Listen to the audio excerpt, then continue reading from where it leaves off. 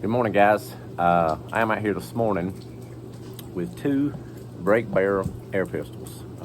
Umarex makes both of these. One is based off the Ruger platform. This is a Ruger Mark IV. The other one is the Browning Buckmark. And I had done a comparison video a couple of weeks ago between the Ruger Mark IV and a Ruger Mark II rimfire pistol that I had, kind of using this as a supplemental way of getting practice in on your conventional firearms. When I made that video, I had literally just got this pistol the day before. I had about 30 or 40 rounds in it, and I hadn't really got to shoot the gun that much. But since then, I've put close to 500 rounds between, well, actually in both the Ruger and the Browning, and to see kind of how I like them. Both guns are super nice. It's kind of, if you're a Ruger fan or a Browning fan, I bought these pistols from Pyramid Air, $49.95 each. So it's just whatever you like. Now I've always had Ruger pistols as far as conventional pistols, and I've always had good service out of them. Like the way they feel.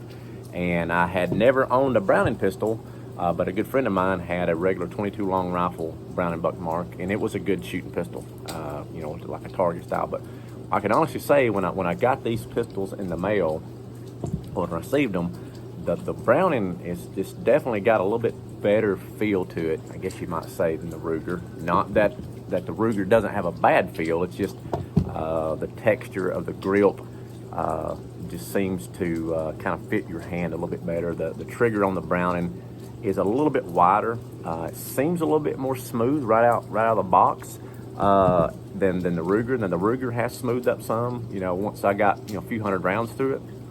But both of them is super nice pistols. Like I say, Umarex makes both of these. Both break barrel, 177 caliber. Sights are both adjustable on the rear for windage and your elevation. I have shot a lot of different ammo. I've shot the RWS, H&N, JSB, and the old tried and true Crossman Premier. I shoot probably 90% with Crossman just because you can pick it up at Walmart. It's cheap and it does fairly good for what I do. And I'm just plinking. I'm not match shooting. I shot these two this morning just to kind of compare the two. And at 7 yards, this is where I'm shooting these from. The Ruger, both of them 7/8 of an inch spread. Not a lot of difference in them. The Ruger a little bit faster with a 7.4 grain. Was average 321 for 5 shots and 314 on the Browning. But as you can see, there's not a lot of difference. A lot of it's just how it fits your hand and one you're most comfortable with. Like I say, the Browning trigger feels a little bit smoother. But when on paper and out here just plinking, once you get used to the Ruger, it's fine. Now, the sights, I do like the I don't know if you can see, yeah, the Ruger has got a fiber optic front sight, which is nice, and then the rear, like I said earlier, it's adjustable for windage and elevation. Neither one of them is going to be a tack driving, target pistol.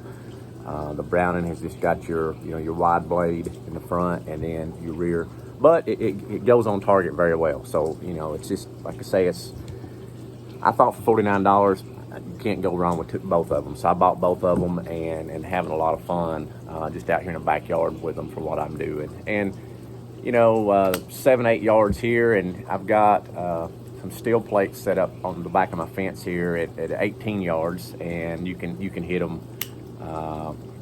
pretty easily with this right here. Now, one thing, the safety on both of these, when you break it down, the safety automatically comes on each shot. So some people don't like that. I don't. It doesn't bother me. I kind of like that. If my kids is shooting or whatever, then it's just a little bit of a little extra security when I'm with them.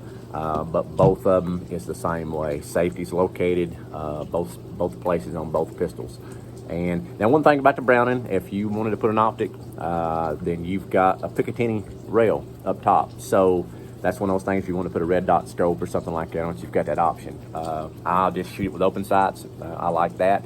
So, but it is neat for those guys that like optics, and you don't have that option on on the Ruger. Now the Ruger does have the simulated fluted barrel, which I like that. I always thought that was kind of nice on any just a conventional firearm. But let's just bring a plate or two here with this Ruger. These plates here is out at about 10 yards. And I'm gonna see if I can shoot over the camera, hit this and out at 18 yards. Nope, missed it that time. Got a little bit of wind out here this morning. We had a storm blow through earlier. There she goes. But either pistol is fun to shoot.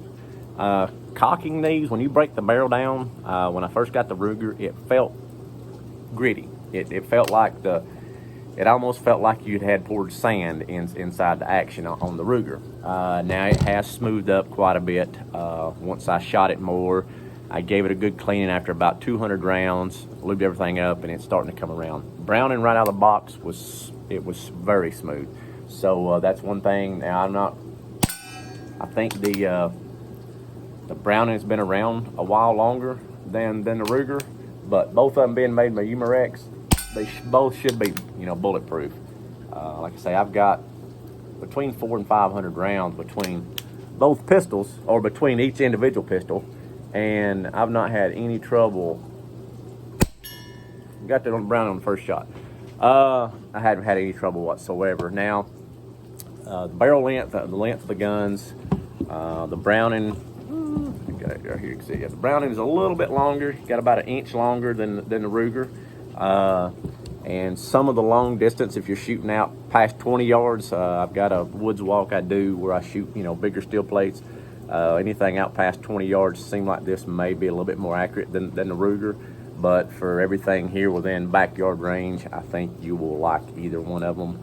I'm not going to say one's better than the other one, just because it all goes down to preference, just like any gun that you do. And then the looks, if you like the looks of it, if you own one particular firearm and you're like, hey, I want to get practice with that. Like when I seen this, I thought that would be great because I've got a Ruger, and a Ruger conventional pistol, and I thought that would be a good practice. And then same way with the Browning Buckmark. If you've got one of the 22 long rifles, and you've had good service out of it, go with the Browning. But for the price, I didn't think you'd go wrong with both of them, so I wanted one of each, and I'm having a lot of fun. They'll put a lot of smiles on your face, your kid's face, or your wife's face. It's just one of those things you can get out here in the backyard and teach people the fundamentals of shooting and gun safety, and that's what it's about, just having fun and making those memories. But like I say, either one of them, I don't think you're going to go wrong. It comes down to preference, but I hope you'll have as good a service as what I've had out of these two, and happy shooting.